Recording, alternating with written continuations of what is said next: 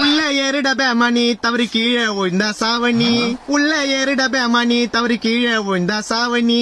அம்மா அப்பாண்ட டாட்டாவை காட்டி ஃபுட்பால் அடிக்கிறேன் நீ எத்தனை வாட்டி தவறி விழுந்தனா இருக்காது போட்டி சொல்றத கேளுடா கண்டக்டர் சொல்றேன்டா எத்தனை வாட்டி உள்ள ஏறிடா கம்முனாட்டி ஏறலனா எமனுக்கு உங்களை பிடிக்கும்டா படியில தொங்கின்னு பாடின வந்தா நாளைக்கு நீ பாடல தான் போவ கீழே விழுந்து செத்தா நான் தாண்டா எடுக்கணும் உங்க சாவ